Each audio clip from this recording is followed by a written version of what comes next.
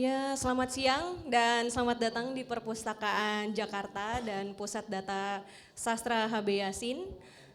Perkenalkan saya Yesa, hari ini akan memandu acara. Hari ini kita semua berkumpul di sini untuk acara sayembara hadiah sastra untuk pemula rasa tahun keempat. Dibuka pada Januari sampai Desember 2024. Tahun ini panitia penyelenggara menerima 50 peserta sayembara. Juri telah melakukan seleksi dan penilaian dan hari ini kita akan mengumumkan siapakah penerima hadiah sastra untuk pemula rasa yang keempat tahun 2025. Hari ini ada yang menarik dari hadiah sastra untuk pemula rasa tahun keempat ini, pendukungnya semakin banyak dan bertambah. Asik gak? Asik. Nah, acara ini diselenggarakan oleh komunitas Utan Kayu dan komunitas Ganta, didukung oleh Dinas Kebudayaan Provinsi DKI Jakarta, Jakarta 500, Jakarta Future Festival, Perpustakaan Jakarta PDS HB Yasin, dan dukungan media siar dari komunitas Salihara, KPG, Mizan Publishing, Noura Publishing, Bentang Pustaka, Skala Kecil, Sekacil, Haha Hihi Kolektif, Histeria Magazine, Komunitas Mahima, Warung Sastra, Jual Buku Sastra, dan Blogs Bookstore. Terima kasih kepada para pendukung. Kan kalau gotong royong gini, optimis ekosistemnya bakal berjalan terus dan semakin semangat untuk bikin sayembaranya. Baik, saya akan menyapa dulu. Selamat datang Dewan Juri, Mbak Ayu Utami, Nimade Purnamasari, Febi Indirani, dan Erik Prasetya, serta finalis hadiah sastra rasa keempat di tahun 2025 ini, Mas Kurnia Effendi, Bapak Iksaka Banu,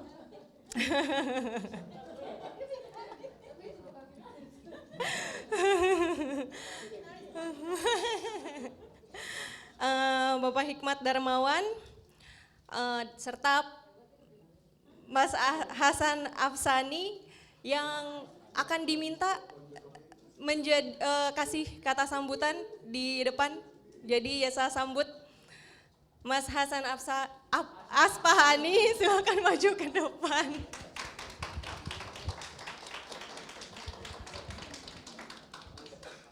Gimana? Ya Mas. Duduk, berdiri. Boleh, dimana aja. Bismillah, Assalamualaikum warahmatullahi wabarakatuh. Langsung nih ya. Ini saya ditodong asli. Saya datang hanya untuk ikut bergembira dengan pemenang nanti gitu. Jadi nggak tahu nih sebagai apa nih Mbak Ayu saya sambutannya. Sebagai, aduh, sebagai tokoh sastra. Belum nyampe kali. Oke, tapi saya gembira Mbak Ayu punya inisiatif ini sudah 4 tahun gitu. Tadi Mbak siapa? Yesa. Mbak Yesa udah nyebut ekosistem tuh di pengantar pembukaannya gitu. Itu yang sekarang kita lihat, kita jagain banget gitu, kita hidupkan. Kita sentuh semua elemennya supaya bergerak, supaya tumbuh, supaya interaksi antar elemennya menjadi sehat. Dan hanya itu yang bisa membuat ekosistem sastra kita sehat. Kami meyakini itu gitu loh. Nah, penghargaan ini bagian dari upaya kita menyehatkan ekosistem itu, menggairahkan elemen ekosistem itu. Terutama pada sisi produksi, penciptaan karya gitu.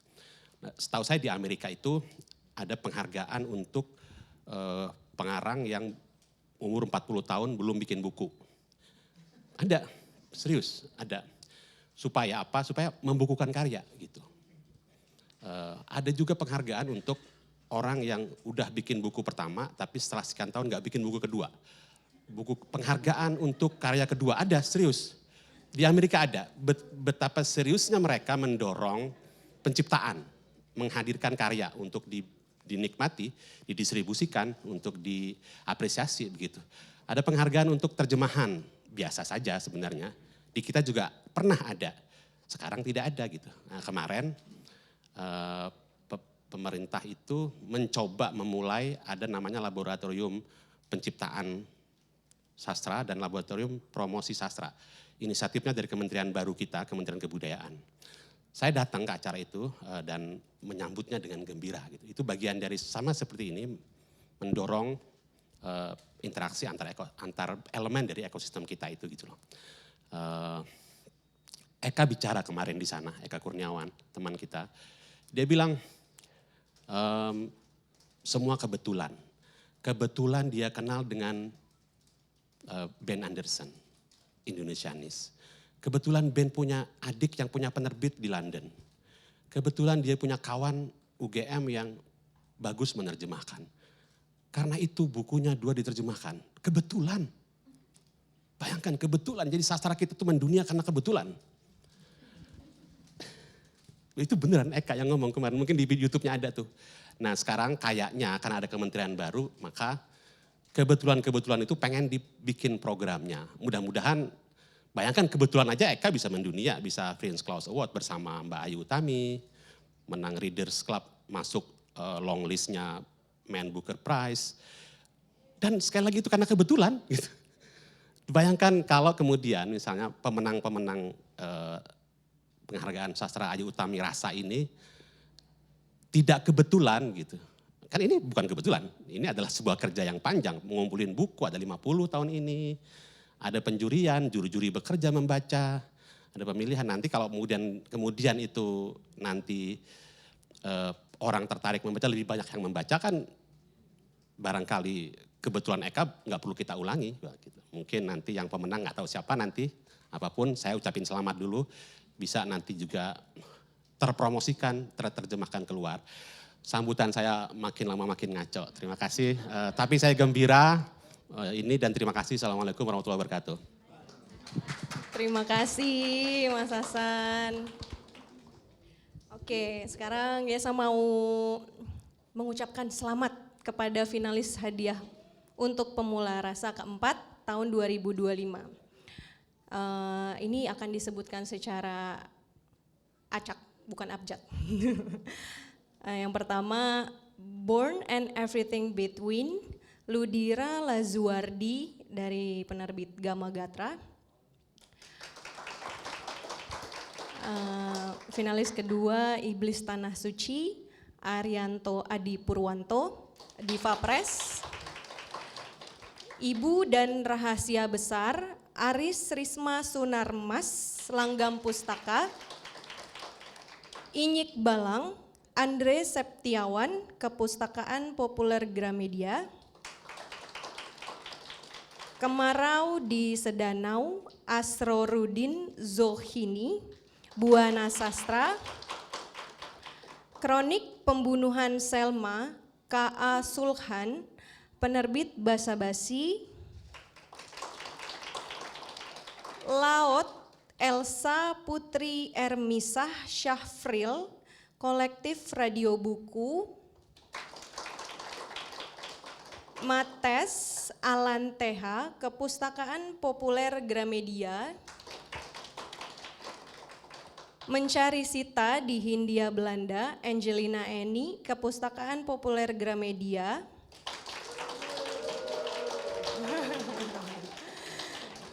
Yang terakhir, Romansa Stovia, Sania Rashid, Kepustakaan Populer Gramedia. Ya baik, kita langsung mulai aja acaranya dengan mengundang Mas Dikinya belum? Oke. Karena ini Mas Dikinya tadi udah diganti sama Mas Hasan. Sekarang langsung aja deh, kayaknya aku mau ngobrol-ngobrol santai sama Mbak Ayu. Jadi aku mau ngundang Mbak Ayu untuk bareng ngobrol sama aku di sini.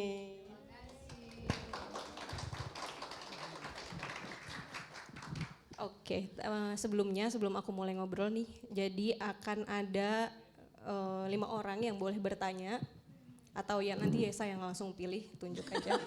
5, jadi mulai dari sekarang disiapkan pertanyaannya biar bisa dapat door prize. Mbak Ayu apa kabar? Kabar baik Yesha, selamat siang dan terima kasih semua yang sudah hadir di sini, para finalis yang bisa datang dan pendukungnya para finalis. Dan teman-teman hadirin semuanya. Buat saya berterima kasih banget atas kehadiran Anda semua.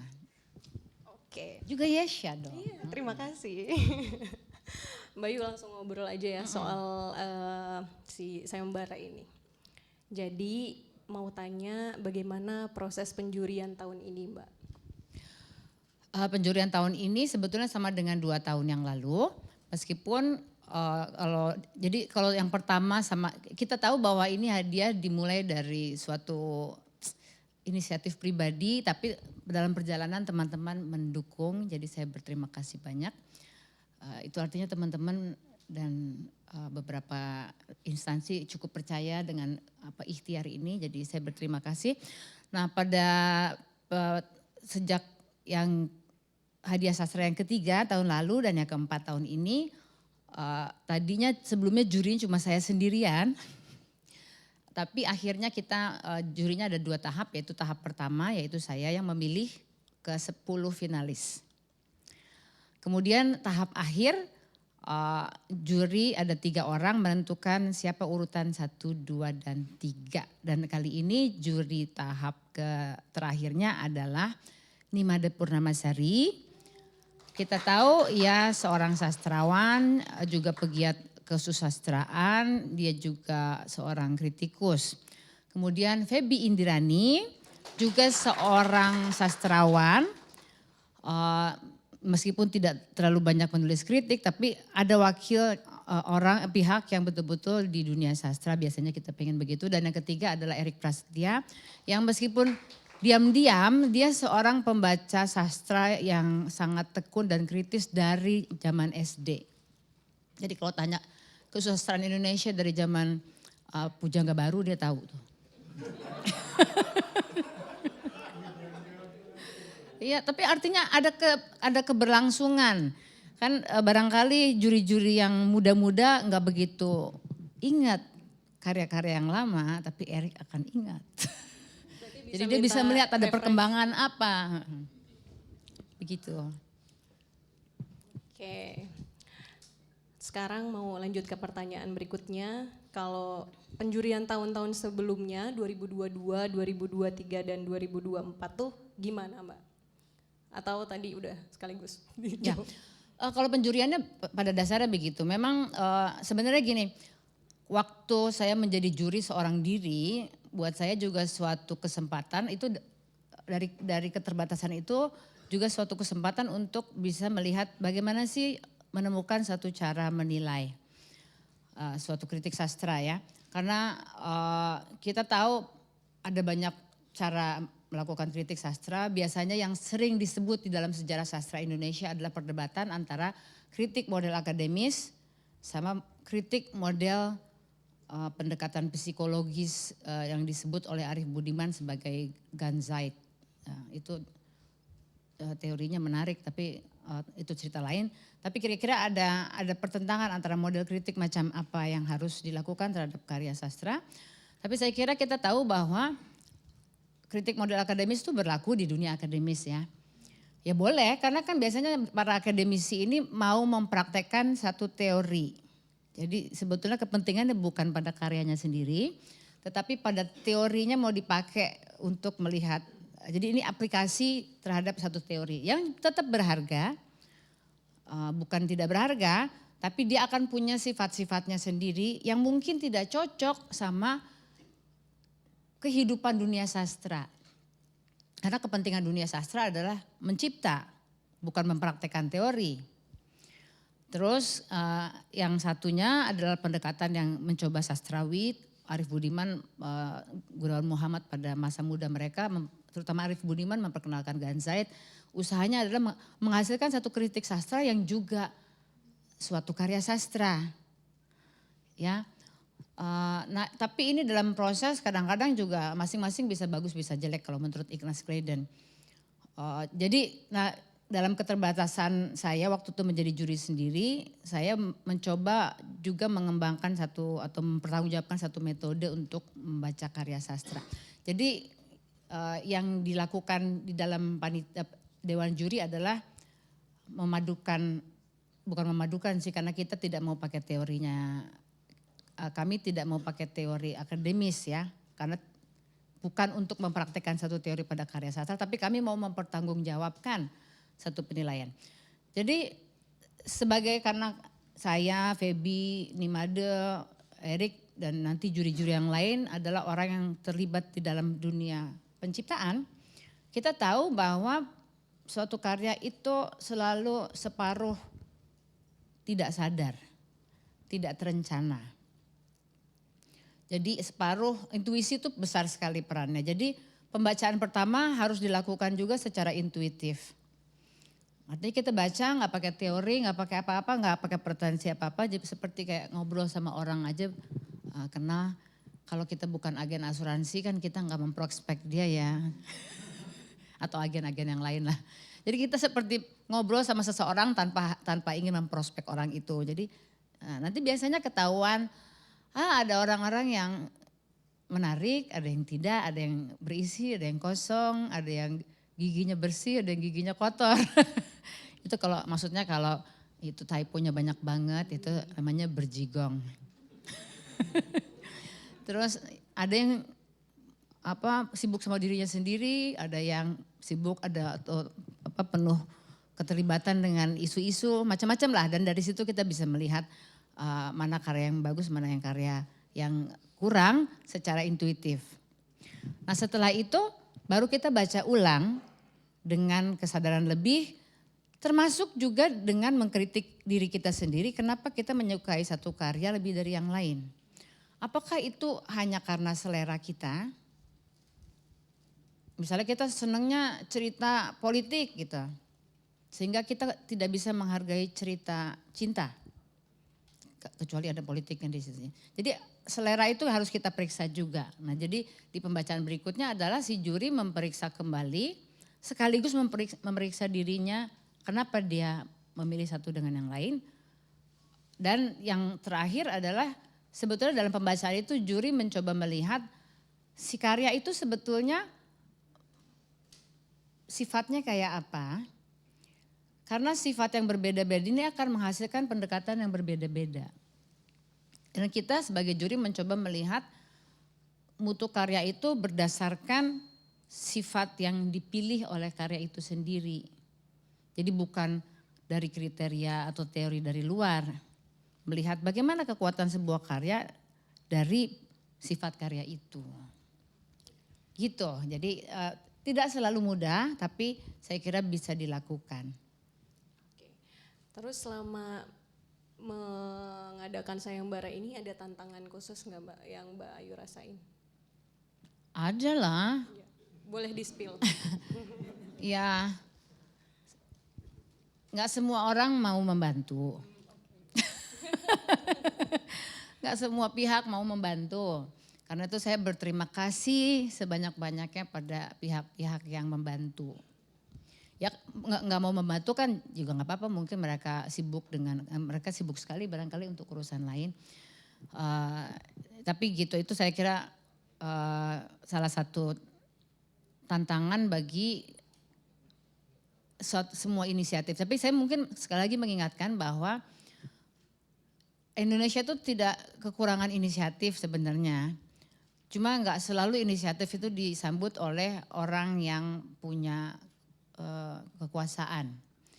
Misalnya kita tahu H.B. Yasin itu sudah melakukan pendokumentasian karya sastra sebelum Republik ini berdiri. Jadi dia sudah memulainya. Nah untung kemudian pemerintah kota Jakarta mensupport, terus sekarang lebih bagus lagi. Jadi kadang-kadang inisiatif dibantu, kadang-kadang enggak. Jadi kita juga harus ingat bahwa barangkali di luar sana ada banyak inisiatif tapi kita kurang memberi dukungan. Itu sih jadi nggak kurangan. Tapi tantangannya juga misalnya saya berharap bahwa Hardia ini mungkin nanti lebih banyak lagi pendukungnya dan nilainya bisa bertambah. Gak segitu sih, kan ada inflasi. Oke, jadi itu tantangan-tantangan yang dirasain. Selanjutnya, bagaimana perkembangan sastra di Indonesia saat ini menurut Mbak Ayu Utami? Nah itu juga saya kadang-kadang suka teman-teman bilang, aduh kamu baik sekali ya bikin hadiah sastra gini-gini. Saya bilang enggak, saya enggak baik. Saya bukan orang mulia. Enggak, soalnya ngomong saya mulia bukan cuma satu. Jadi saya harus mengingatkan bahwa saya bukan orang mulia. Karena ini sebetulnya juga satu cara saya untuk mengatasi keterbatasan saya. Kan saya nggak bisa baca buku semua orang. Ada banyak sekali buku terbit. Jadi saya nggak bisa mengikuti perkembangan buku-buku itu padahal saya pengen tahu, tapi nggak mungkin. Jadi saya pikir ya udah kita bekerja sama aja lah. Kalau semua orang ngirimin buku ke saya juga saya nggak bisa baca semua. Jadi ada seleksi, yaitu orang yang berminat ikut hadiah sastra ini, terus bukunya udah terbit secara ber-ISBN. Ber-ISBN itu artinya juga ada standar-standar tertentu yang dipenuhi ya. Jadi kalau nggak pakai ISBN, kalau cuma buku indie tuh mungkin yang datang, waduh yang kotorannya, jigongnya banyak sekali, itu bisa terjadi seperti itu. Jadi ini juga satu cara saya untuk bisa membaca karya perkembangan-perkembangan yang baru dengan lebih masuk akal buat saya sendiri. Jadi saya bukan orang mulia. Nah selanjutnya, bagaimana karya-karya penulis sastra pemula nih yang udah ikut 50 orang ini, 50 buku ini? Oke. Saya kira ada perkembangan ya yang tahun ini jauh lebih bagus daripada tahun-tahun sebelumnya. Dan kadang-kadang kita menemukan orang yang baru nulis atau pemula itu tulisannya bagus. Artinya dia sebetulnya standarnya bukan orang yang baru bisa nulis. Ya mungkin dia baru menerbitkan buku aja. Artinya kadang-kadang itu pemula atau yang dimasukkan ke dalam kategori pemula di sini, kadang-kadang buku pertama juga, itu mutunya bisa setara dengan orang yang udah menerbitkan beberapa buku. Jadi itu juga surprise ya. Jadi ini juga cara, kan kalau saya, itu sekali lagi, sayembara ini tidak menjaring ya, tidak mengumpulkan, tidak pergi ke toko-toko buku untuk mencari buku karena kami tidak punya kapasitas itu. Ini adalah berdasarkan orang mengirim. Jadi di situ surprise juga buat saya, kadang-kadang kita menemukan dari penerbit yang jauh yang saya nggak pernah tahu gitu, karya yang bagus dan yang diedit dengan baik. Tentu saja ada penerbit langganan, misalnya KPG. Entah kenapa itu kok langganan ya. Jadi agak susah juga untuk diajak kerjasama. Terus tadi pertanyaan apa sih? Oh terus ada tren, kadang-kadang ada tren yang terlihat.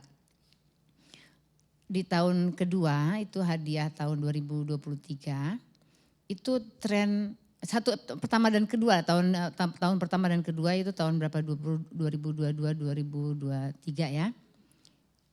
Iya. Tapi berarti karya dari 2001 dan 2002 ya. Terus 2022, itu tren kemurungan, tren melankoli itu tinggi sekali. Jadi cerita yang mengisahkan depresi, suasana murung yang berputar-putar itu tinggi dan memang hasilnya juga bagus. Artinya ini tema ini bisa digarap dengan berhasil maupun tidak ya. Dan banyak yang berhasil juga. Saya kira pemenang tahun kedua adalah cerita yang sangat murung, si Dias Novitawuri. Sangat gelap. Nah itu tren itu ada di buku-buku terbitan 2021 dan 2022. Kemudian trennya ada sedikit berubah di tahun 2023 dan 2024, yaitu buku-buku sejarah. Buku novel berlatar sejarah dan ini saya kira saya mau mengatakan bahwa ini mungkin juga salah satu peran dari Iksaka Banu dan Kurnia Effendi. Yang secara tekun beberapa tahun terakhir ini memperkenalkan novel-novel dengan latar sejarah. Karena itu saya berterima kasih Kurnia Effendi dan Iksaka Bangun, mana dia? Oh itu dia. Sudah menyumbangkan suatu minat di dalam kesusastraan yang penting. Karena itu kan cerita-cerita yang membutuhkan riset. Nah ini di dalam beberapa finalis yang masuk aja ada 3 saya kira. Kita kalau bertanya kepada pengarangnya, maksudnya kepada para finalis mungkin dia tidak merasa dipengaruhi Iksaka Banu atau Kurnia Effendi, nggak apa-apa. Tapi bahwa apa yang dilakukan Iksaka Banu, Kurnia Effendi dan beberapa teman yang bekerja di bidang novel sejarah itu kan membuat isu sejarah itu muncul di permukaan. Jadi yang ngelihat ke toko buku atau lihat di percakapan kesusastraan mungkin nggak tahu, nggak langsung merasa hubungannya dengan kedua leluhur ini. Sama-sama leluhur lah kita.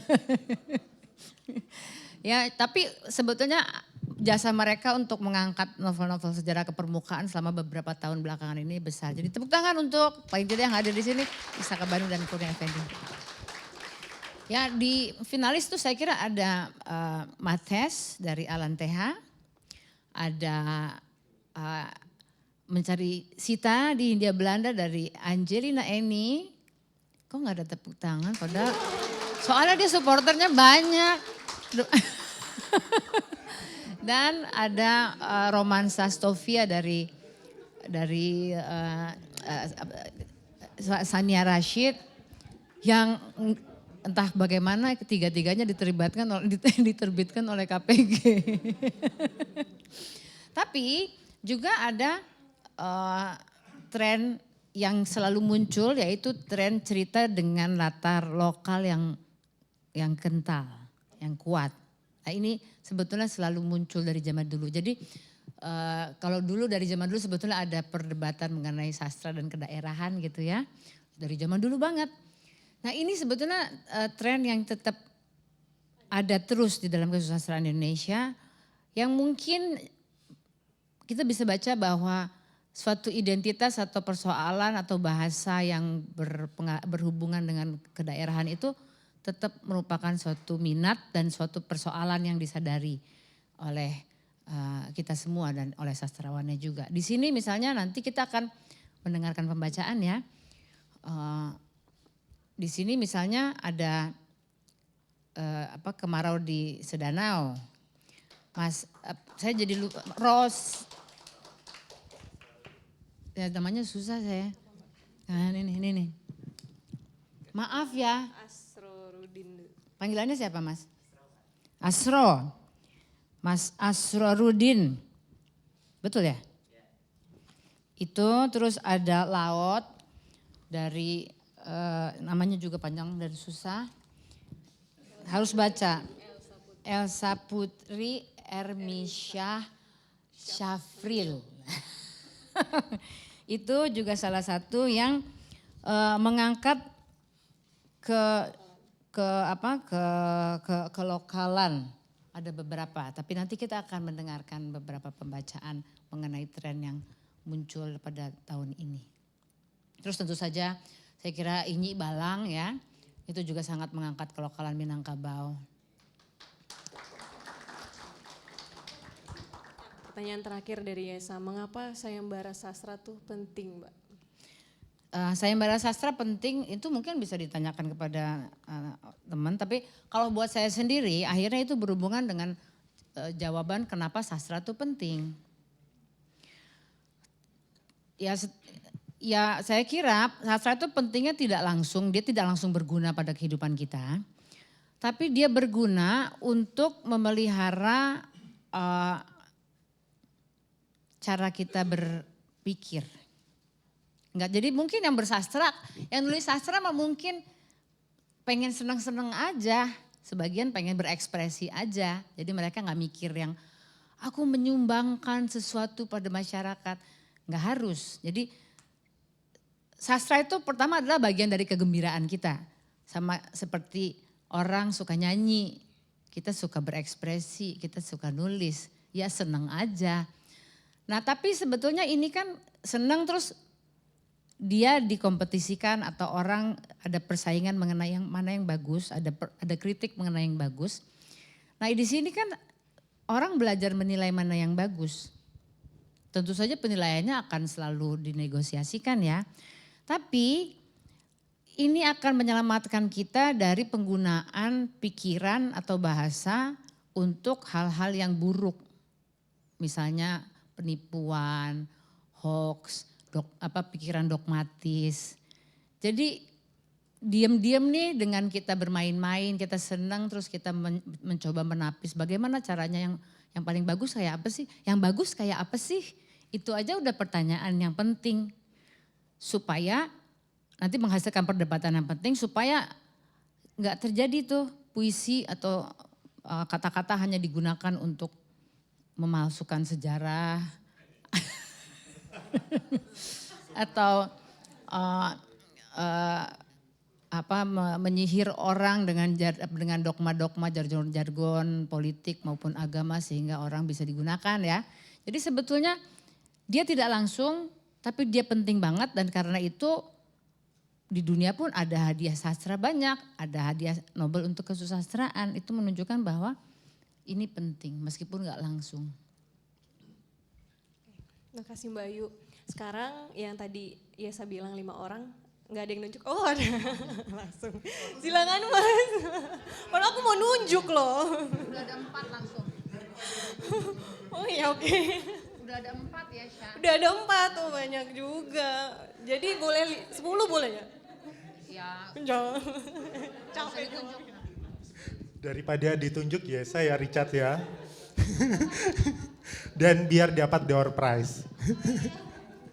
Ya Mbak Ayu terima kasih sudah menyelenggarakan Sastra Rasa ini di tahun keempat. Pertanyaannya mungkin berkaitan sama yang Yesa tanyakan tadi soal perkembangan sastra. Yang Mbak Ayu tadi sudah menjawabnya sama tren. Kan di sisi lain ketika berbicara soal sastra itu Mbak Ayu bikin peta sastra, kata-kata kunci bagaimana mengenali seorang pemula mengenali sastra Indonesia. Nah apakah kira-kira nih Mbak, itu di kata kunci kan terakhir di reformasi. Nah reformasi itu jaraknya sudah 27 tahun nih. Apakah ada satu lagi kata kunci yang mau dimasukkan terkait sama apa yang Mbak Ayu sampaikan tren tadi? Itu dia pertanyaannya. Terima kasih. Terima kasih Mas Teh. Boleh langsung atau Boleh gimana? langsung. Oh iya. Oh Richard. Tunjuk tangan Richard.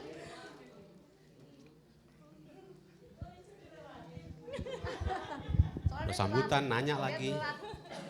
Mbak Ayu, aku mau nanya soal AI. DKJ intens sekali bikin diskusi tentang seni dan AI. Nah, sekarang kan di luar negeri sepertinya lazim ya orang menulis with AI, bukan by AI, menulis fiksi. Di Jepang tahun lalu Akutagawa Prize, pemenangnya, itu mengakui bahwa bagian dari novelnya itu ditulis with AI, dengan bantuan AI. Bagaimana sikap Rasa penghargaan ini, ajang ini, kalau nanti menghadapi itu, ada karya-karya yang mungkin nanti akan lazim pengarang kita menulis fiksi dengan with AI tadi, bukan by AI. Terima kasih.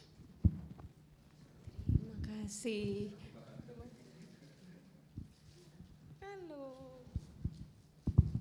Halo, saya ada beberapa pertanyaan mengenai teknis pemilihan karya.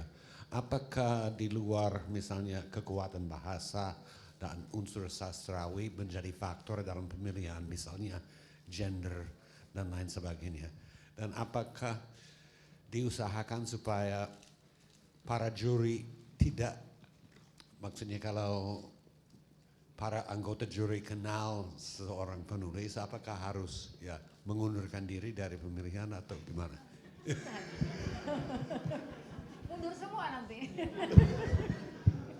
Terima kasih. Ya Mas. Ketemu lagi Bu Ayu. Perkenalkan saya Rumadi, alumni tahun kemarin. Pertanyaan saya adalah dari 7 pemenang yang sudah ada, Bu Ayu pernah ngomong sama saya bahwa Bu Ayu mengharapkan balasan, ya kan? Apakah dari ke-7 pemenang itu sudah ada yang mengirim surat balasan kepada Bu Ayu atau belum? Saya sudah membuat surat balasan dan saya bingung mengirimkannya kemana. Dan untuk ke-7 pemenang itu apakah, dan ditambah tahun ini jadi 10 ya, kalau 3 pemenang tahun ini ya, apakah boleh ikut lagi nggak tahun depan? Terima kasih. Oke, terima kasih. Oke, yang terakhir berarti Richard ya.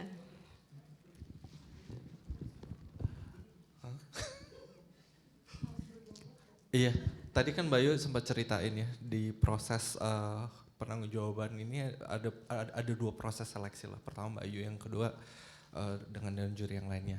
Yang ingin saya tanyakan adalah apakah ada semacam perselisihan gitu ya ketika memilih 3 finalis gitu ya. Dan ketika ada upaya apa aja nih yang dilakukan, maksudnya mungkin kayak musyawarah untuk mencapai suatu mufakat lah. Oke, 3 ini yang benar-benar yang telak deh, yang lain gugur gitu.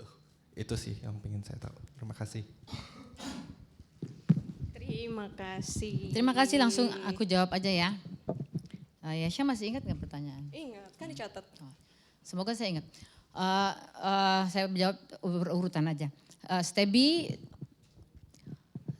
pertanyaannya nggak berhubungan langsung dengan hadiah sastra, tetapi dengan satu proyek saya yang lain, yaitu metode memperkenalkan kesusastraan Indonesia kepada anak-anak atau orang awam dengan cara gampang. Jadi mencoba memahami sejarah kesusastraan Indonesia dengan cara gampang lah. Itu namanya peta sastra kebangsaan. Saya memberikan 12 kata kunci di situ. Supaya nggak harus menjelaskan ya, tapi sebetulnya kata kunci yang saya pilih itu tidak hanya historis. Jadi sebetulnya dia dialektis, misalnya dari pendekatan realis, antitesisnya adalah tidak realis. Dari mainstream pendekatan puisi liris yang masih mainstream, antitesisnya yang non liris. Jadi sebetulnya nanti ini logika dialektika ini bisa dibaca lintas waktu. Nah, kata kunci yang terakhir memang namanya reformasi. Satu, dia memang jadi kata kunci ini selalu punya, dia bisa dilihat secara historis, tapi dia bisa dilihat juga suprahistoris. Nah, kata yang Stebi tanyakan, kata kunci reformasi.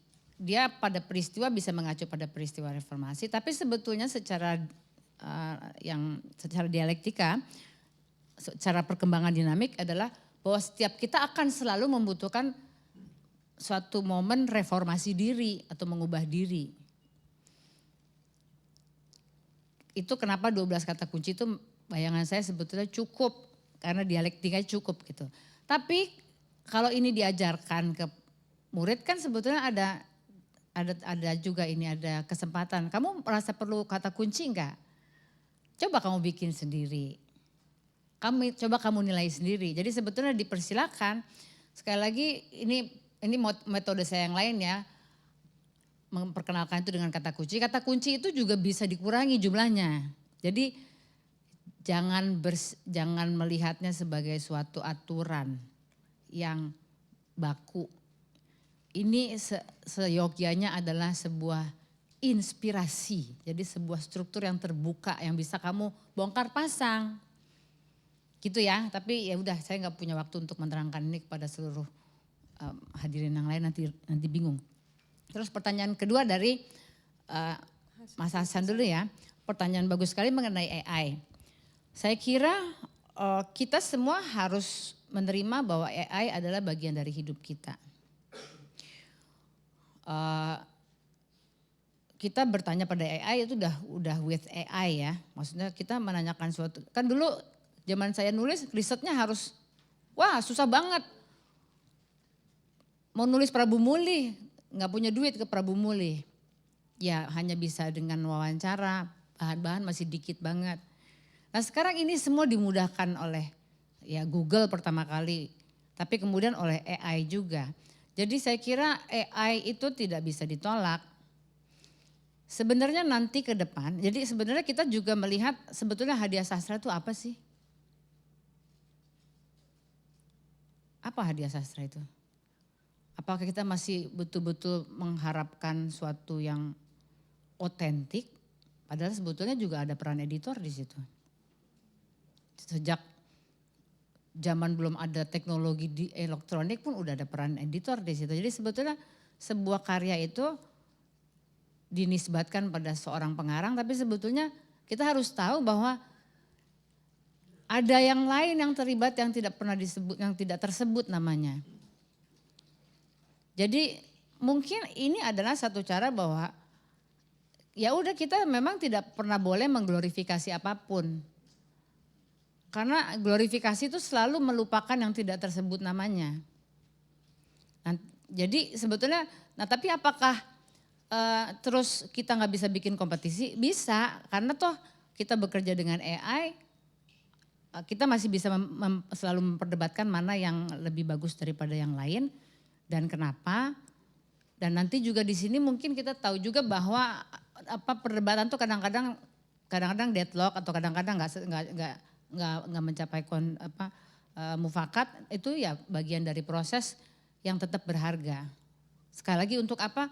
Untuk memelihara cara kita berekspresi dari pembajakan oleh kaum yang tidak bertanggung jawab. Terus pertanyaan John McGlynn ya. John McGlynn tadi dengan sumber daya yang sangat terbatas, kami tidak mencari karya keluar. Nggak punya kemampuan untuk mencari karya keluar. Kami hanya mengumumkan dan menerima karya. Terus ada batasan. Batasan-batasan kan ini memang diperuntukkan penulis pemula. Penulis pemula itu bukan penulis muda. Jadi apa yang dianggap pemula itu misalnya adalah baru menerbitkan buku sendiri sebanyak 3. Kalau udah menerbitkan lebih dari 3 sebelumnya atau yang ini keempat boleh. Itu nggak boleh. Jadi sebetulnya dan itu misalnya kalau dia sudah menerbitkan puisi pun masih boleh.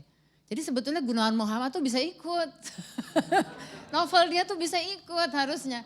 Untung nggak ikut. Terus dari segi gender tidak ada usaha apapun. Tetapi ternyata penulis perempuan tahun ini 2/3. Tahun lalu 50-50. Jadi saya kira menarik juga bahwa tanpa usaha apapun kita bisa melihat berapa persen atau berapa perimbangan gendernya. Kalau ada perubahan besar kita juga bisa bertanya. Tapi ini justru mungkin suatu indikasi-indikasi yang bisa dibaca. Kemudian pertanyaan tadi, John kayaknya ada satu lagi ya. Oh kalau kenal, udah dijawab tadi nggak bisa. Kalau itu nanti nggak ada yang bisa jadi juri.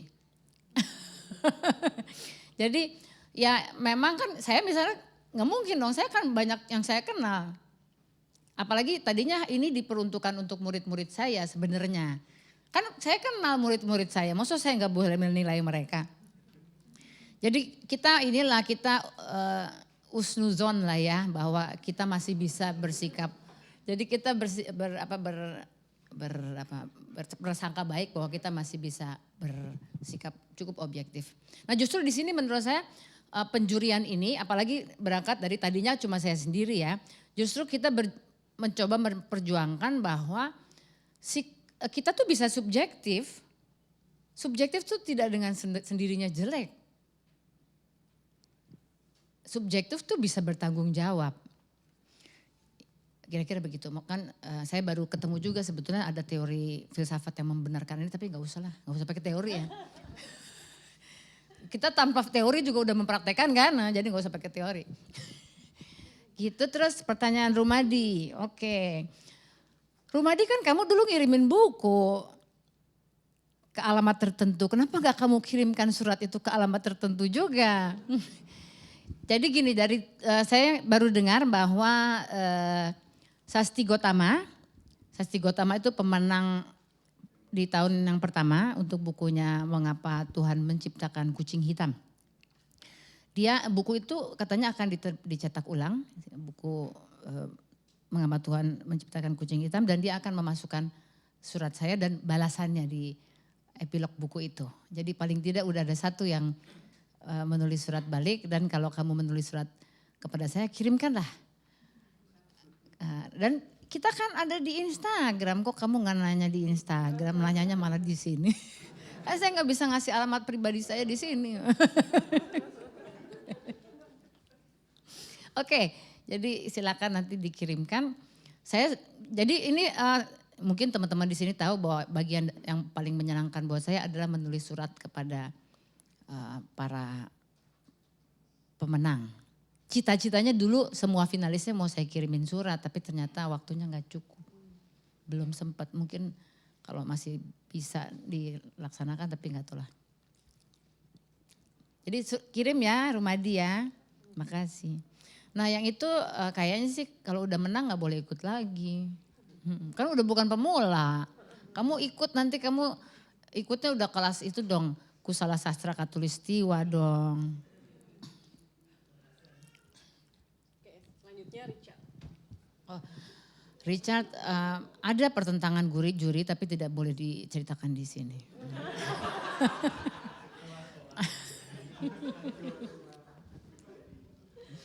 Pertanyaannya sudah selesai. Sepertinya udah selesai. Sekarang kita mau dramatic reading. Oke, terima kasih. Tapi kita akan dramatic reading, kita akan mendengarkan kita akan mendengarkan 5 petikan dari para finalis. Yang tadi saya bilang mungkin akan memperlihatkan ada 2 tren, yaitu satu tren sejarah sama tren yang menceritakan lokalitas. Ini saya kira tren yang berharga, bukan berarti yang nggak dibacain kurang berharga ya. Tapi kita memilih untuk waktu yang cukup 5 keping yang akan menggambarkan. Jadi pembacaan 1, 2, dan 3 akan bercerita mengenai tren sejarah. Terus pembacaan ke-4 dan 5 akan bercerita mengenai tren kelokalan. Terima kasih, makasih Mbak ya Ayu. Syah.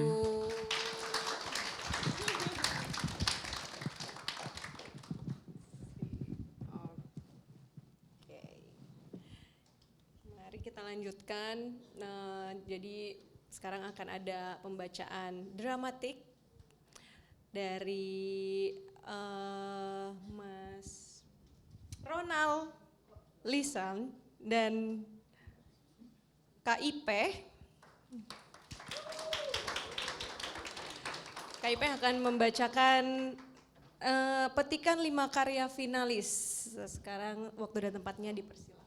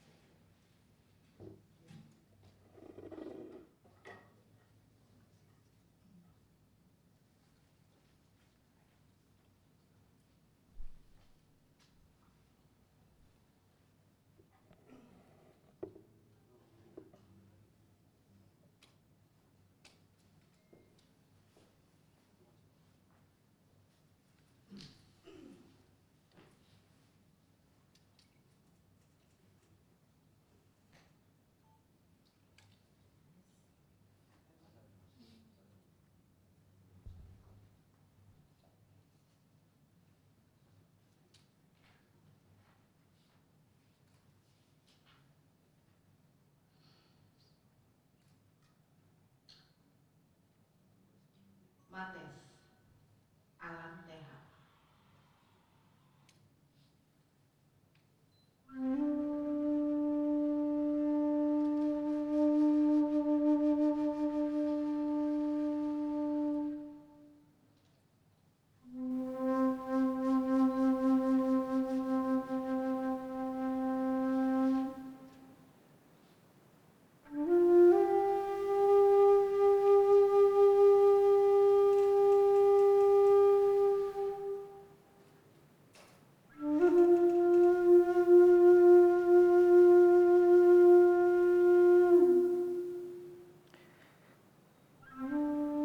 Port Amsterdam menjauh, terus menjauh, menipis merupa garis di kaki langit, merapat dengan horizon.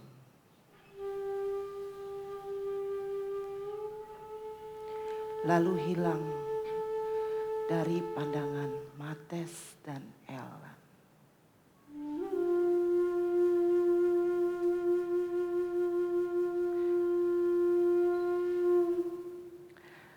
Para penumpang yang berdiri di geladak bertingkat kapal di De Stomford bubar. Orang-orang di lantai bawah langsung masuk ke kabin yang ada dalam lambung kapal. Jumlah mereka paling banyak, lebih dari 250 orang. Lantai geladak di bawah itu sempit dan tidak nyaman untuk tempat berdiri berlama-lama. Banyak peti, barang-barang, peralatan kapal yang bertumpuk-tumpuk di sekitar tiang layar.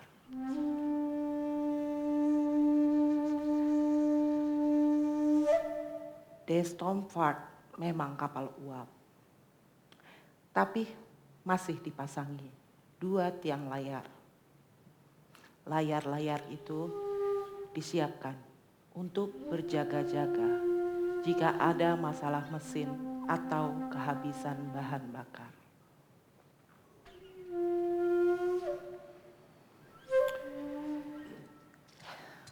Geladak tingkat 2 berbeda keadaannya. Area terbukanya luas. Banyak kursi dengan berbagai bentuk dan ukuran dipatenkan di lantai geladak. Ada teras yang diteduhi kanopi, bersambung dengan pintu ruang utama. Jumlah penumpang kelas 1 hanya 70 orang, kurang dari sepertiga jumlah penumpang di kelas bawah. Sebagian dari mereka ada yang langsung masuk ke bar dan restoran. Sebagian lagi langsung masuk ke kamarnya masing-masing. Tapi ada beberapa orang yang duduk-duduk di teras.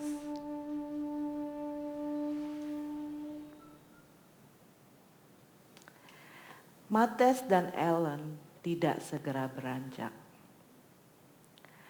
Mereka tetap berdiri di tepi geladak, berpegangan tangan, sambil melepaskan pandangan ke laut lepas. Musim panas baru hari pertama. Matahari di Laut Nederland masih malu-malu menampakkan diri, seperti perasaan yang ada di dalam Mates dan Ellen. Mates memutar badan, berdiri menghadap laut lepas. Di depan sana hanya air dan air, menghampar sampai ke lingkar horizon. De Stomford yang lajunya cepat seperti tak bergerak, seandainya tidak melihat permukaan laut yang terbelah oleh gerak kapal yang memaju ke depan menghadap Samudra Atlantik.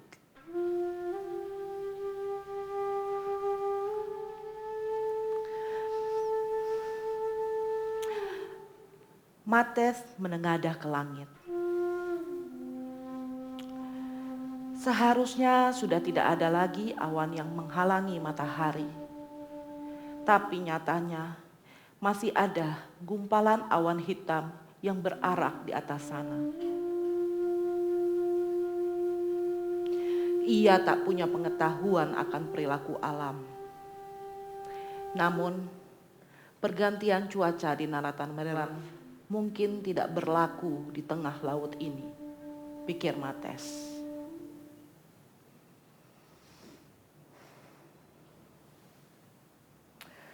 Sebaiknya kita masuk. Mates mengajak Ellen.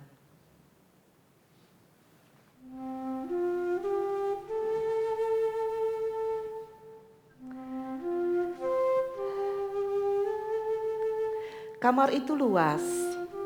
Tempat tidurnya tidak terlalu besar, tapi cukup untuk berdua.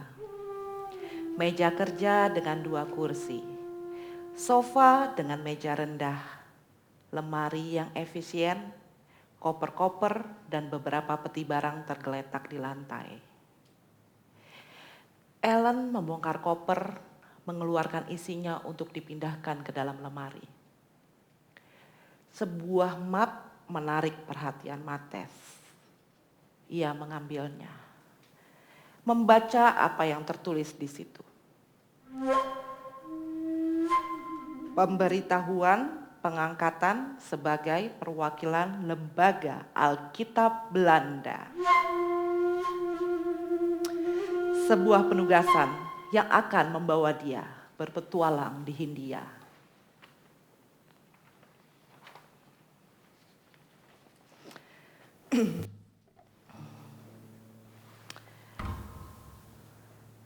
Mencari Sita di Hindia. Angelina Eni.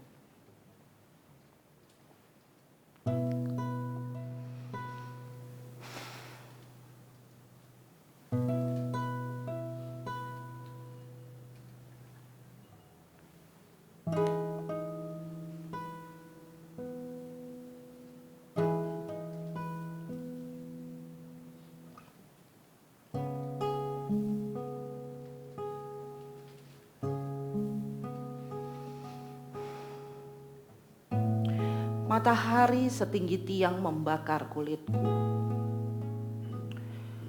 Aku sengaja bertahan lebih lama di geladak kapal, menikmati angin membelai wajahku.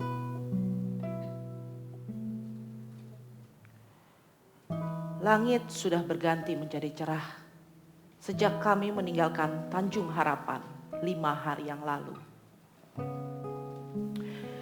Jika aku masih berada di negeriku, mungkin aku sedang berselimut wol, berkutat di depan tungku perapian sambil menyeruput coklat panas. Kebalikannya, meski sedikit gerah, terik siang ini belum membuat kerongkonganku mendamba bir dingin.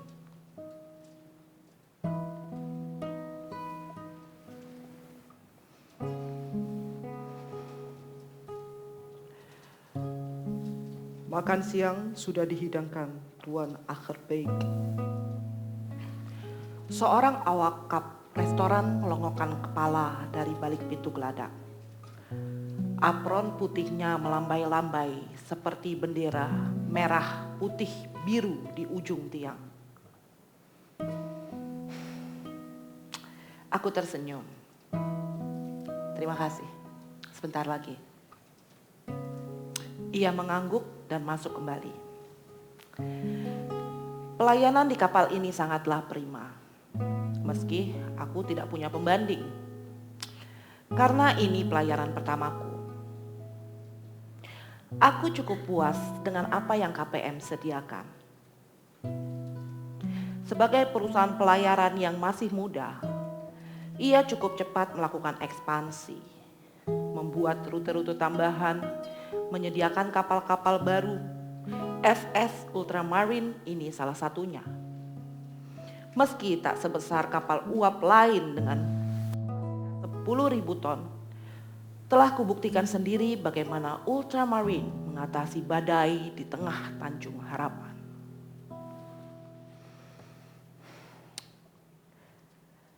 Aku begitu ngeri membayangkan bagaimana beberapa hari lalu kami melewati badai yang konon mengutuk Flying Dutchman menjadi kapal hantu selamanya. Seorang kawan pernah bercerita, ia melihat kapal hantu itu di siang bolong di perairan selatan Jawa dalam pelayaran kembali ke negeri Belanda. Ia bahkan bersumpah melihat sang kapten bersama awaknya berteriak-teriak hendak menabrakkan kapal mereka ke dinding kapal yang ditumpangi kawanku. Cerita itu tidak pernah selesai karena kawanku keburu pingsan.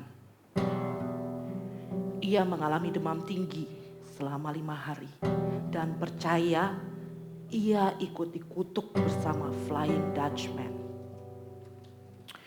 Apakah Flying Dutchman berhasil berlabuh di Batavia seperti tujuan mulanya? Ke Hindia. Barangkali ambisi Kapten Fokke di Flying Dutchman sama kuat dengan ambisiku. Hanya saja aku menitipkan doa pada Kapten Dorman, kapten kapal ini, bukan kutuk. Apa yang dicari Fokke dengan tergesa di Hindia Belanda sampai ia berani mengutuk samudra? Apakah kekayaan yang menunggunya?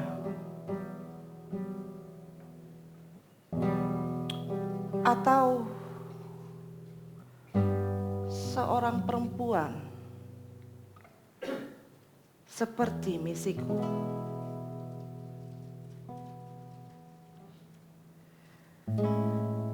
Sejenak aku memejamkan mata, mencoba mengenali melodi dari angin laut, berharap terselip dendang perempuan itu dari balik ingatanku. Alih-alih senandung yang belakangan ini mengakrabi telingaku, pecahan ombak yang terdengar meladayu.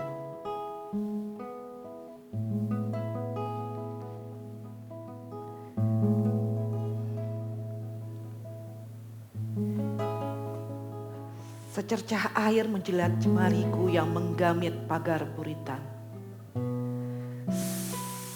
Samudra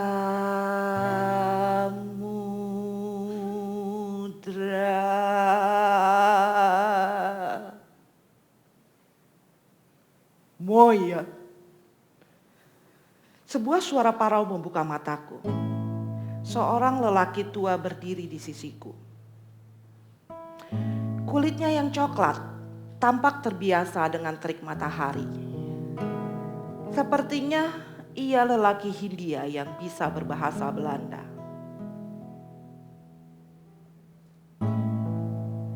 Saat ia menoleh memandangku, barulah aku terkejut. Matanya berwarna biru. Tidak biru kelabu, tapi biru cerah, seperti samudra di siang hari, seperti langit hari ini, ultramarine. Kenalkan, aku Laamin.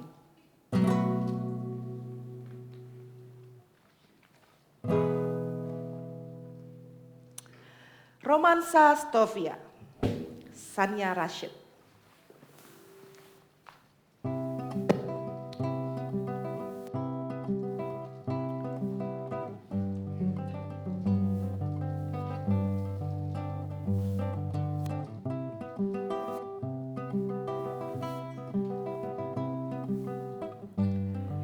Batavia 1918.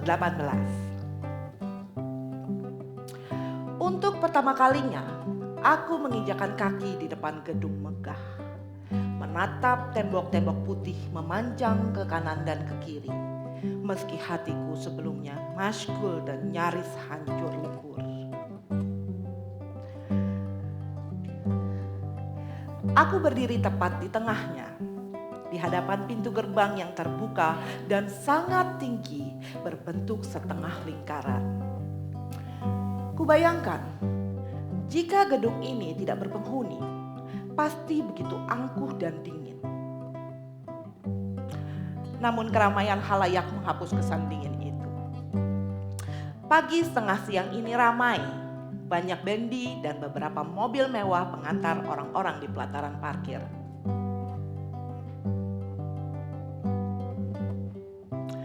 Semua kelihatan sibuk. Sebagian tampak sudah akrab dengan gedung ini. Mungkin mereka siswa tahun kedua atau ketiga. Beberapa orang Belanda tampak lalu lalang. Jas putih dan berkumis tebal.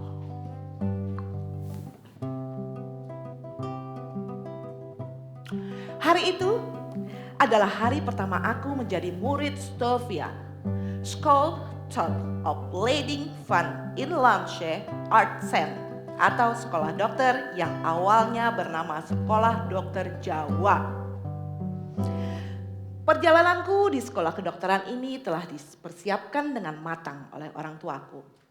Mereka bahkan memperkenalkan aku dengan seorang dokter lulusan Stovia pada 1912. Sampai detik aku berangkat ke Batavia, ia masih mengabdikan diri di rumah sakit di Manado. Ia begitu disegani sehingga orang tuaku menjadikannya sebagai orang yang patut dicontoh. Ia menceritakan sekilas sejarah Stovia yang digagas oleh Willem Bosch karena penyakit menular yang melanda Banyumas pada 1847. Ketimbang mendatangkan para dokter dari Belanda yang akan memakan waktu lama dan mahal pula ongkosnya, terbesit gagasan untuk mendidik anak-anak Bumi Putra agar bisa menyelamatkan Hindia Belanda. Anak-anak pribumi dididik untuk menjadi pembantu tetap dokter Belanda. Dokter di Hindia Belanda masih kurang, ujarnya. Ia pun mengatakan bahwa pada 1856 penerimaan siswa baru tidak lagi dibatasi hanya untuk pemuda-pemuda Jawa saja, melainkan juga Minahasa, Minangkabau, Ambon, dan Sunda.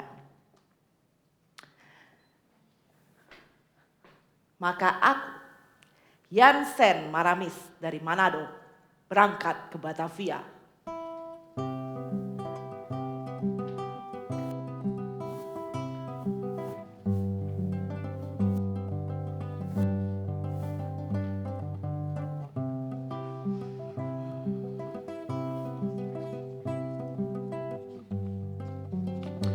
Manado Yon, kata Tuan Stern sambil menatapku dengan sedikit malas. Aku tahu, aku bukan satu-satunya orang Manado pertama di Stovia. Mungkin kurasalah, begitulah kesimpulannya sehingga Tuan Stern menganggapku biasa. Tuan Stern kemudian menjelaskan tata tertib sekolah dengan singkat. Setelah ini nanti sore akan ada pertemuan bersama guru-guru dan murid baru di aula.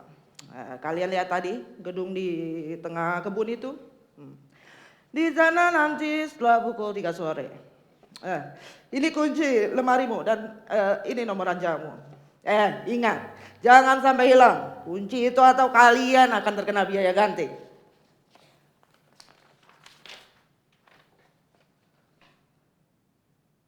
Kelak aku tahu, para murid biasanya terikat atau tersekat oleh suku masing-masing. John Sumatranan akan bersama dengan Sumatranan saja. Manado dengan Manado. Jawa dengan Jawa. Minang dengan Minang.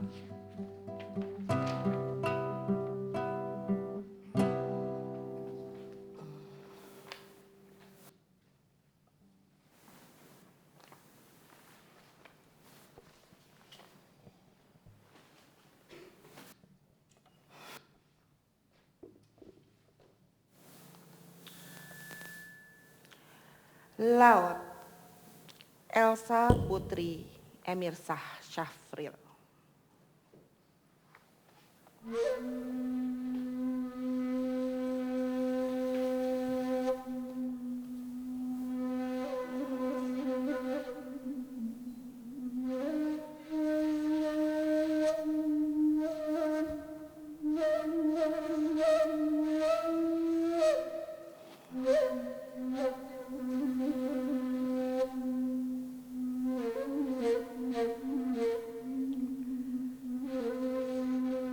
EP menatap lekat gambar perbukitan yang pernah ia gambar di bukunya. Perbukitan yang memenjara kota kelahirannya. Kota arang seperti kuali.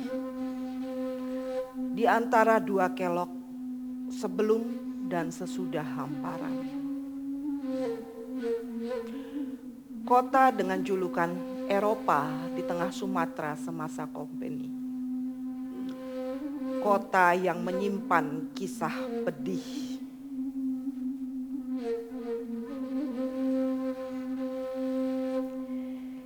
EP menutup bukunya setelah meletakkan bunga tulip merah musim semi di atas gambar kincir angin. Ia pun memejamkan mata saat pesawat hendak mendarat.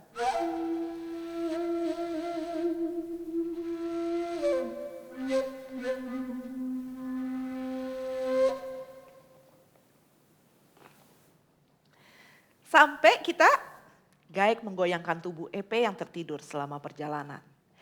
Mereka sampai pagi di kota. Ya Gek, EP meregangkan tubuhnya. Yuk turun, kita naik auto cep. EP hanya menurut karena ia masih ngantuk. Perjalanan menuju Kampung Duren melewati Sositet, jembatan rel kereta api, 3 buah silo, bengkel besar sama kelok taro. Jalan yang dilalui berkelok, masih rimbun pepohonan. Sejak kecil, EP dekat dengan Gaek, kakek dari garis ama. Gaek selalu bercerita apa saja jika bersama EP. Gaek selalu membawa EP jalan-jalan di kampung sambil mengenalkan banyak hal.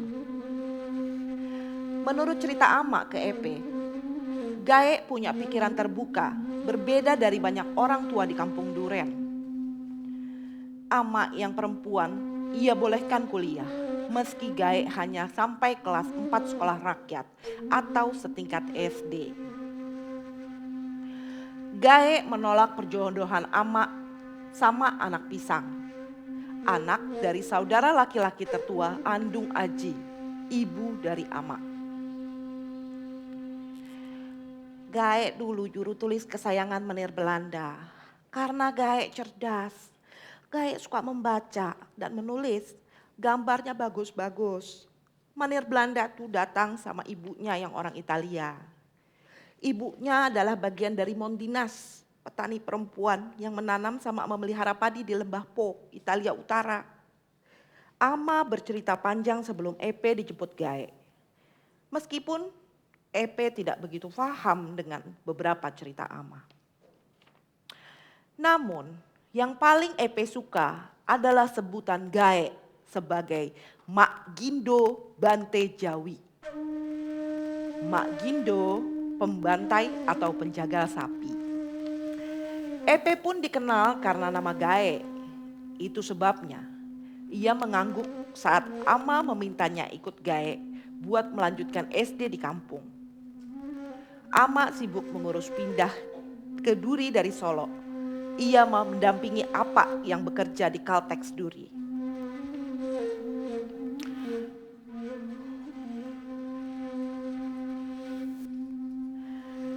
Saat turun dari Otochef, EP mengitari pandangannya. Tidak ada yang berubah. Jalan kampung terlihat rapi dari pecahan batu kali yang kata Gaek dulu ditanam company. Biasanya kalau cuaca cerah, di sepanjang sisi timur jalan Sering terlihat orang-orang kampung menjemur biji kopi sama bleng pakai alas karung beras bekas. Di kiri jalan, rumah gaya pecinan dan kayu berderet. Ada yang hanya satu lantai, ada juga yang bertingkat. Rumah-rumah lantai 2 dipagari kayu. Pagar itu selalu buat menjemur baju. "Oi Mak Gindo, dari mana tuh?" Seorang perempuan menyapa. Perempuan itu sedang duduk di depan jendela rumahnya. Ia mengunyah sesuatu yang membuat bibir sama giginya merah. "Nih, jemput nak gadis si Miss, mau sekolah di sini." "Oh ayo, patut ia ndak ketok berapa hari nih." Perempuan tua itu terkekeh, giginya merah. Gaek juga ikut tertawa. Hanya wajah Epe yang terlihat bingung. Ia bingung karena obrolan Gaek dan bingung melihat gigi perempuan tua itu. "Jalan lu, nak gadis nih, palnek nih." "Yolah." Tuh tadi nang tua ripah. Dia tuh suka nyunggi. Nyunggi. Ngunyah sirih. Itu giginya merah. Oh. Mulut Epe membulat. Dia tuh muarospongi, lakinya dulu mandor kejam. "Belilmu," suara Gaek terdengar berbisik oleh Epe. "Hah? Maksudnya Gaek?" Epe semakin bingung sama penjelasan Gaek. Namun, ia memilih tidak banyak bertanya. Dah sampai rumah kita." Gaek meletakkan tas rotan merahnya disebut kample di atas teras.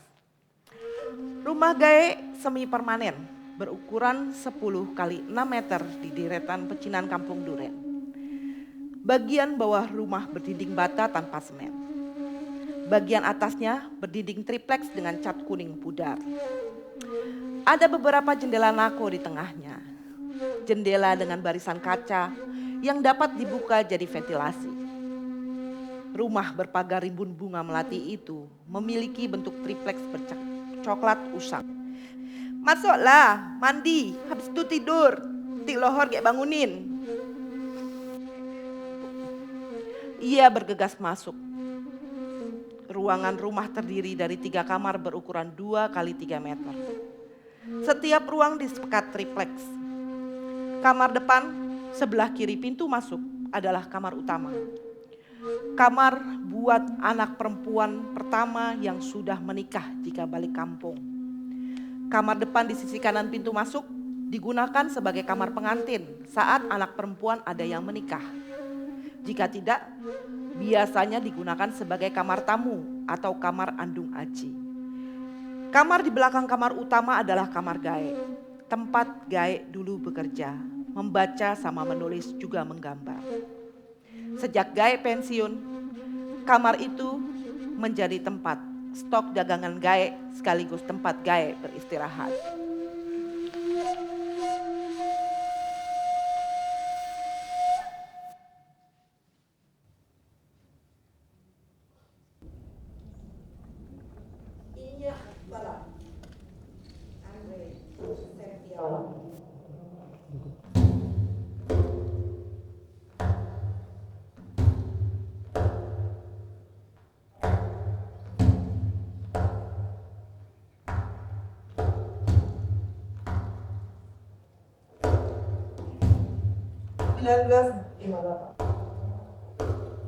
Siang Bukit tinggi yang tersebut mendung digemparkan oleh kaum suara balik-balik sahabatku yang bergemuruh di atas langit, yang menggemuruh di atas langit tiris yang memagu kota. Sudah begitu lama sejak suara itu lenyap, turut dibawa berkirap pasukan Belanda kembali ke Eropa beserta rasa hina dina sebab agresi militer mereka kembali gagal untuk kedua kalinya.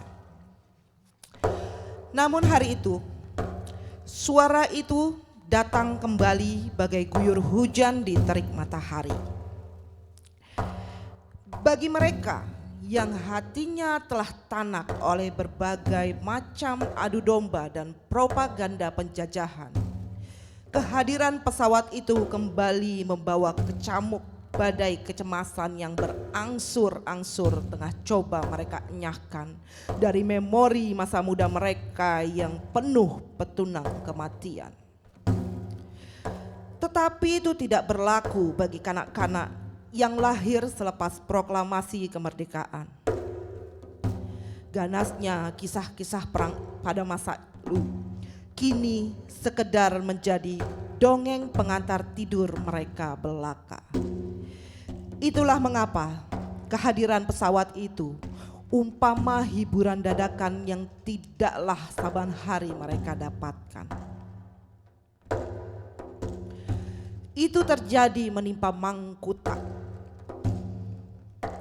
Dia yang tengah lena dalam hikmat mengajar ditinggal begitu saja oleh murid-muridnya yang gegas berlari keluar kelas demi melongok langsung ke langit kota yang semarak. Hari itu, seolah setiap kepala di Bukit Tinggi mendongak.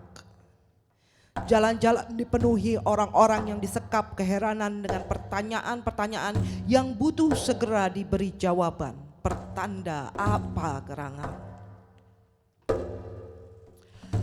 Menukik dari ketinggian, sepasang pesawat memberangsang awan dan terjun bebas semakin rendah. Pesawat itu untuk beberapa saat lamanya terbang berputar-putar di sekitar radio pemancar tidak jauh dari tempat Mangkutak mengajar.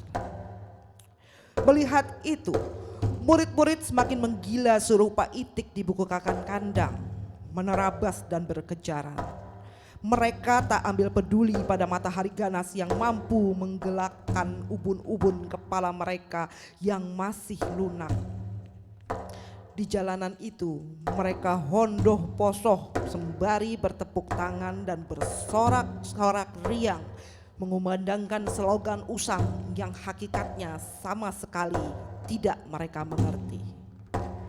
Merdeka atau mati. Sambil terus berlari dan berlari di bawah naungan bayang-bayang pesawat yang disorot cahaya.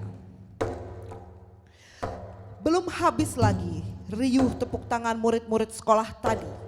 Tanpa lebih dahulu memberi aba-aba, sebuah bom dijatuhkan dan menghancur leburkan radio pemancar. Menyusul kemudian suara gedebum yang bersambung asap hitam pekat yang meliuk-liuk tinggi memanjat cahaya matahari. Orang-orang yang menyaksikan lintang bukang menjerit ke sana kemari. Tidak tentu hilir mudiknya. Mangkutak yang turut menyaksikan tahu ada sesuatu yang salah. Dia bersegera meninggalkan kelas, berjalan dengan langkah-langkah gelisah, meninjak cemas menuju kereta anginnya yang terantai pasrah di halaman sekolah. Dia lantas mengayuh kereta anginnya yang telah payah itu dengan tercirit-cirit, seperti orang dikejar hantu, nyaris tanpa kendali.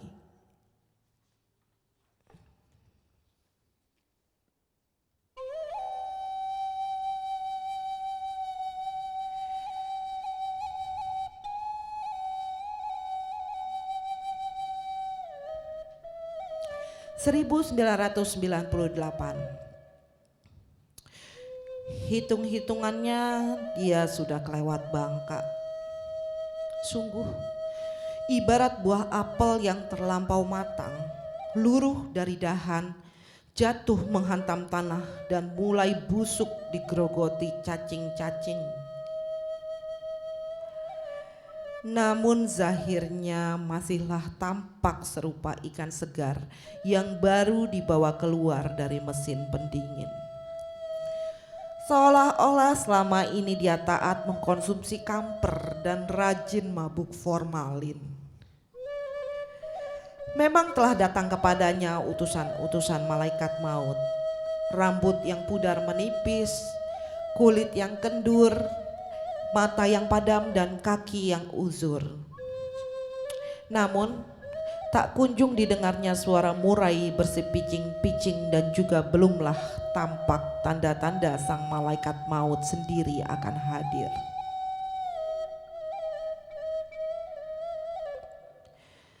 Aku tak mau hidup 1000 tahun lagi. Demikianlah ketika semua orang senantiasa berdoa di hari ulang tahun mereka supaya dikaruniakan umur yang panjang serta rezeki berlimpah ruah, dia justru berkelawanan. Memohon agar songsong maut baginya dipercepat.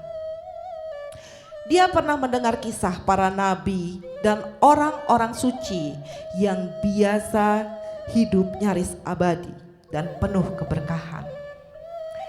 Tapi celakanya, dia hanyalah manusia biasa dan berumur panjang baginya adalah sebuah kemalangan. Memang benar, umurnya tiadalah sepanjang usia Nuh, tapi juga tak sesingkat usia Yahya. Sebab kini, hidup baginya kian kentar hampa selepas berpulang satu persatu rekan-rekannya seia sekata. Hilang semua orang-orang yang dia cinta, dan itu berarti tiada lagi alasan yang menahannya untuk menjalani hidup lebih lama. Mampus kau dikoyak-koyak sepi.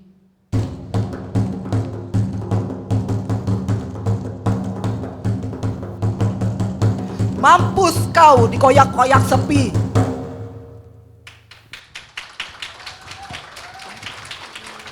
Terima kasih.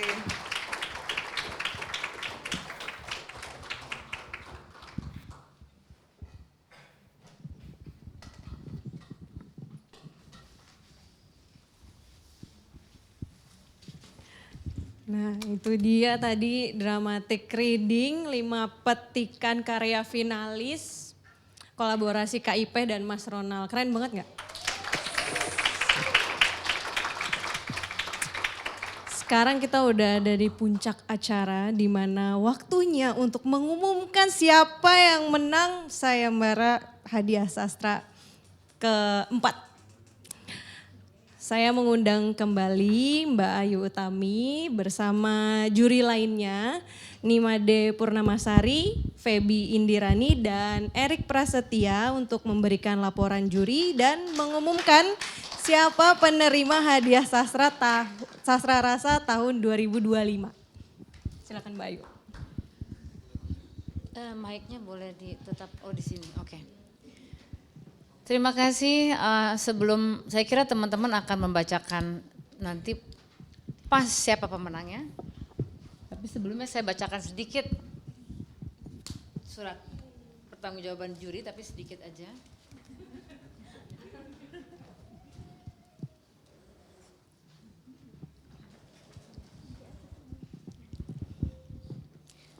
Sedikit dari pertanggungjawaban juri. Juri harus bersikap kritis pada dirinya sendiri juga, dan seperti yang sudah-sudah, pendekatan ini menganjurkan pemeriksaan berdasarkan 3 prinsip. 1, prinsip pemersatu di dalam karya itu tentu saja. 2, mutu tegangan antara pilihan-pilihan yang bekerja dalam teks. 3, prinsip pembebasan.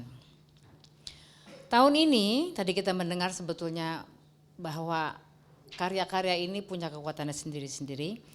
Tapi tahun ini di tahap penjurian kedua, juri menyisihkan 7 naskah untuk menghasilkan 3 yang terbaik.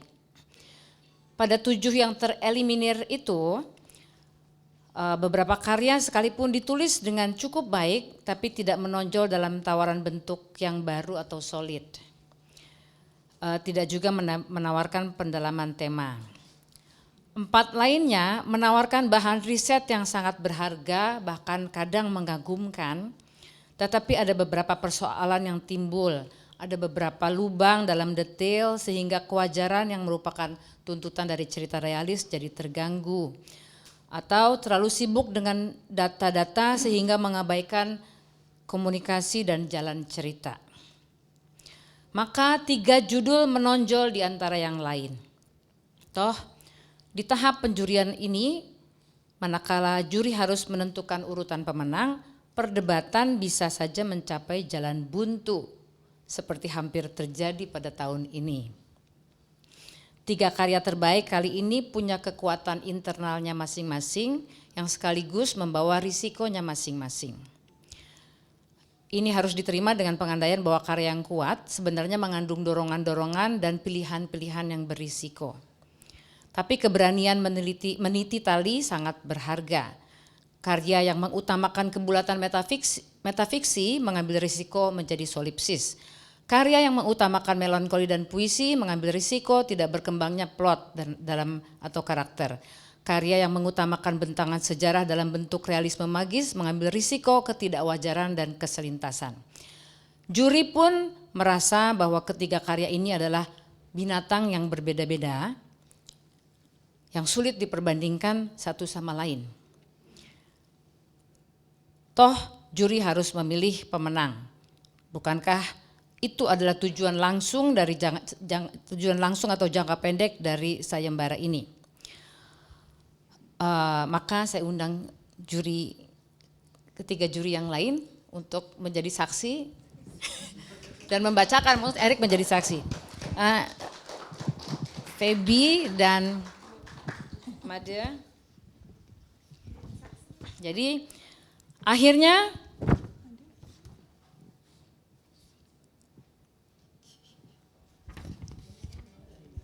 semua juri akhirnya sepakat dengan keputusan berikut ini, dibacakan bersama oleh Made dan Feby ya. Mic-nya boleh nggak dibalikin ke sini? Ada di mana sih? Oh ini, oke. Bacain ini aja langsung huruf berat. Oh. Oke. KPB.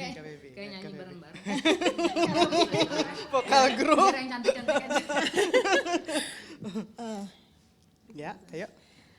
Langsung aja ya? Langsung, oh ya. Oke, pemenang 2 ditempati bersama oleh Kronik Pembunuhan Selma karya Kak Sulkan dengan penerbit Basa Basi dan Mencari Sita di Hindia Belanda karya Angelina Eni. Sementara pemenang pertama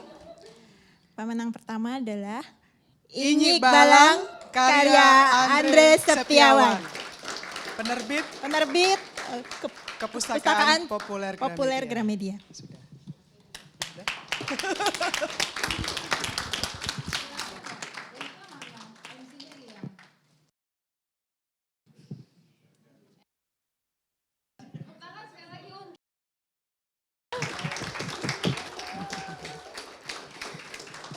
Adanya 2 pemenang kedua menunjukkan sesuatu di dalam penilaian juri yang berat.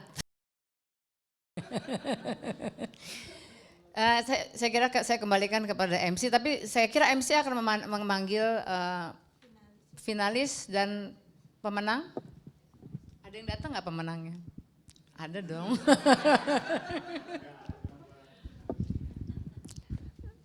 Saya mengundang pemenangnya.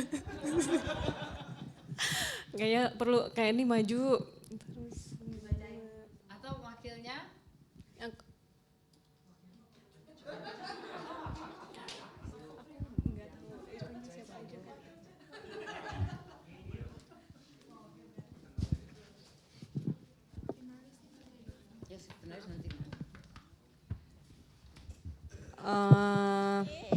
Kak Sulkan, Angelina Eni, dan Mas Andre Septiawan. Kamu kan lain sekarang gampang. Kan kamu diundang waktu 2 tahun lalu di Salihara, wajahnya berubah. Kalau wakilnya Kronik Pembunuhan Selma, Kak Sulhan ada. Oh, oke. Oke.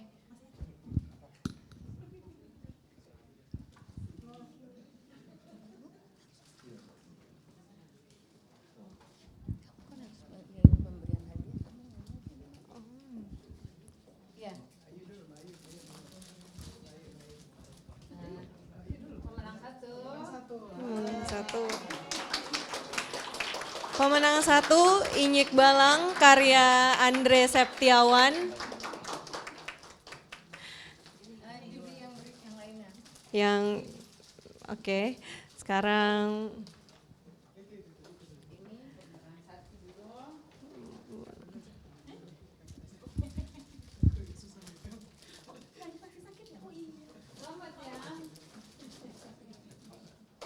oke.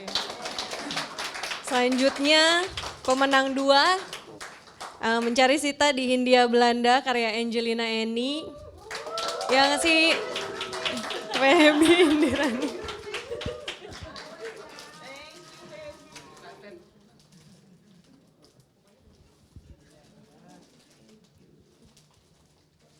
Oke.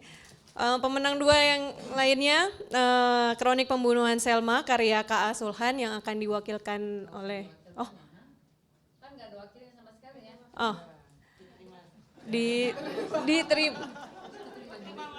Diterima Mas Eri.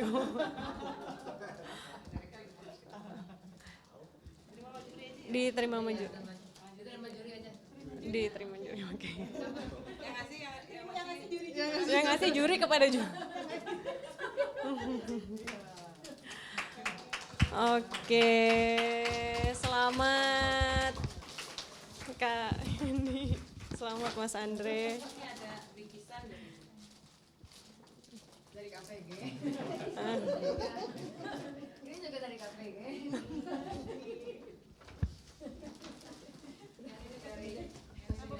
Ini ada bingkisan lagi dari Nora.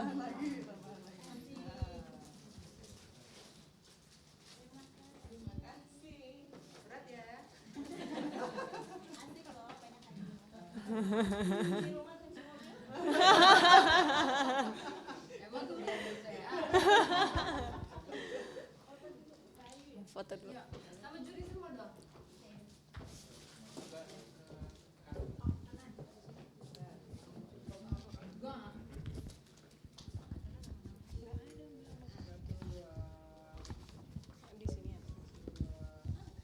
Di sini nggak ada kamu.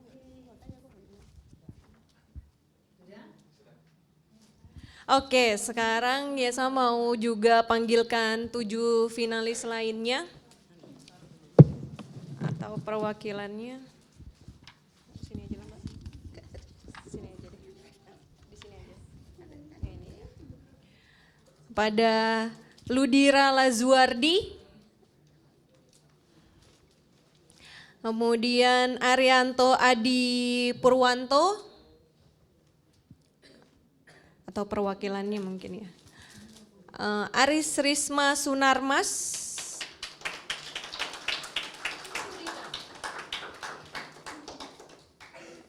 Kemudian Asrorudin Zuhni.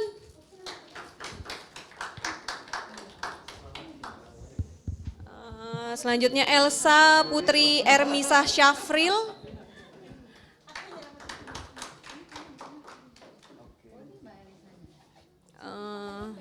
Alan Teha.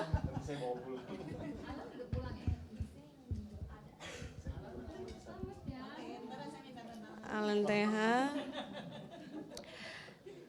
Kemudian Sania Rashid. Oh, benar. Mas ini.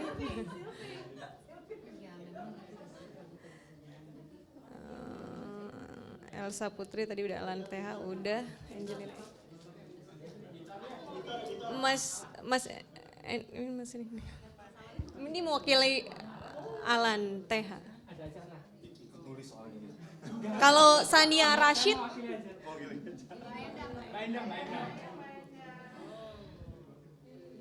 kamu kan mewakili aku. Kamu kan ada sendiri. Satu lagi belum ada ya. Arianto Adi Purwanto, ada yang mewakili? Mas Erik mau mewakili? Udah, ya ada aja. Ini boleh dibagi, boleh diestafetkan?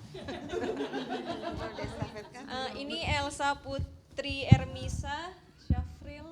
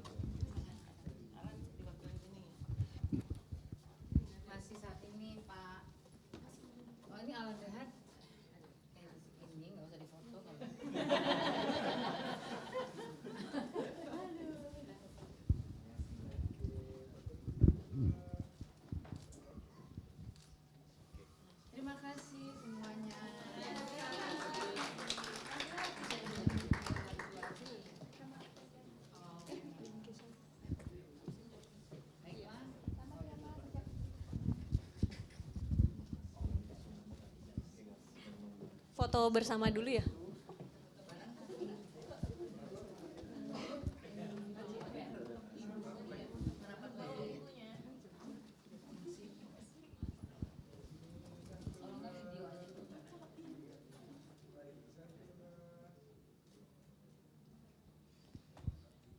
Oke.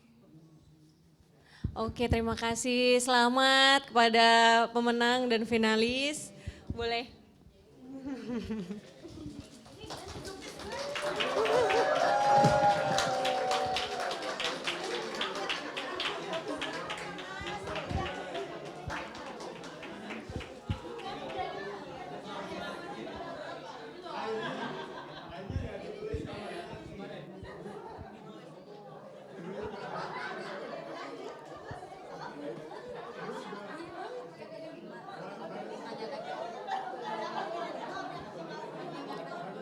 Oke, sekarang Yesa mau memberikan hadiah kepada 5 penanya tadi.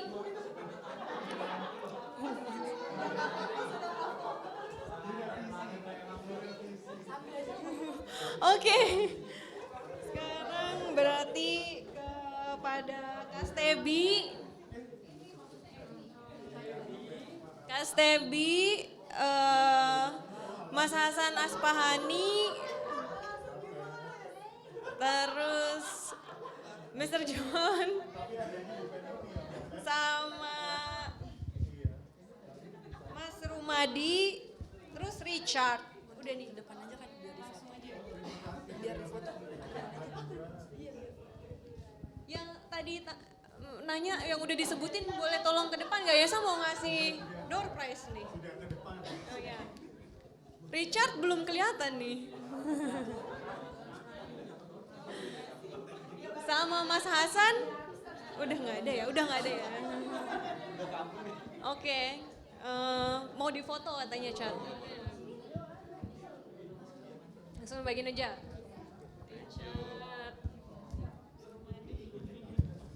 Terima kasih. Oke. Satu lagi Mas Hasan Aspahani tapi udah pergi. Yaudah.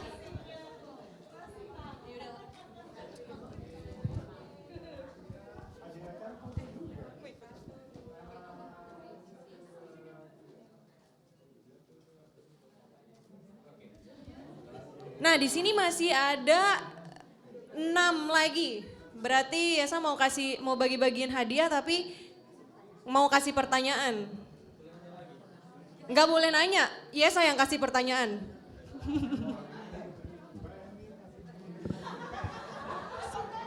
Nanya apa? Oke, pertanyaan pertama. Ini hadiah sastra yang ke berapa?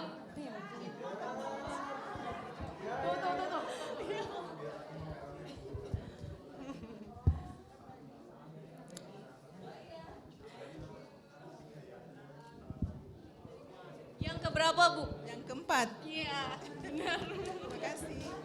Selamat. Kemudian yang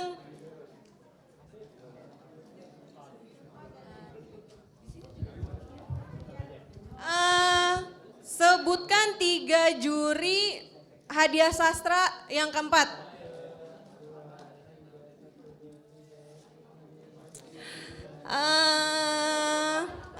Mas Win. Iya dong, sebut nama. Siapa aja? Teman-teman. Jangan gitu. Sebutkan namanya. Kok jadi lupa? Erik, Feby. Pak Made, udah 3 Made, udah. Selamat. Udah pasti udah punya.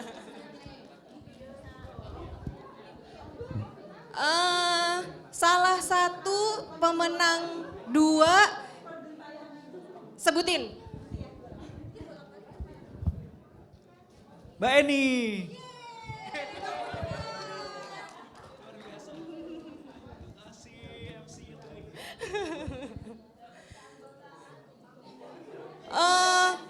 Sebutkan 3 judul dari 10 finalis.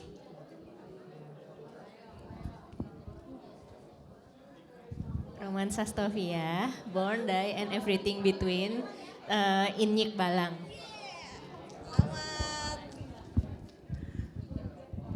Oke, lalu juara pertama kita. Masa nggak ada yang mau? Oh iya, tapi tadi udah bukan sih? Wah belum, ya udah. Selamat. Satu lagi.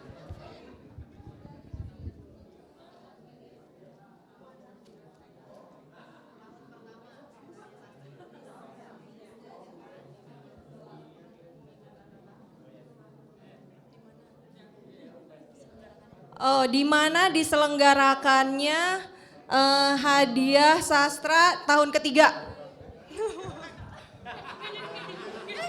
Kok nggak jadi?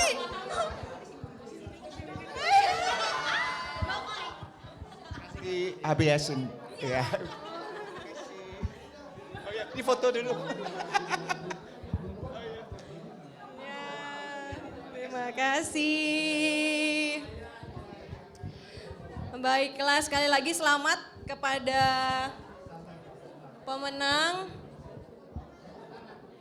Terima kasih kepada semua pihak yang telah mendukung proses penyelenggaraan hadiah sastra untuk pemula rasa keempat tahun 2025.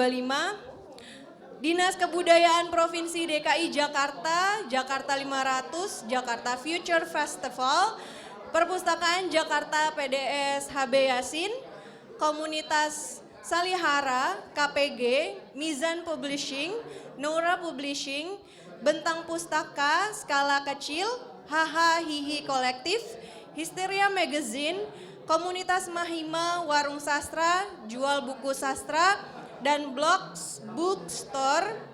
Saya Yesha, pamit. Sampai jumpa lagi.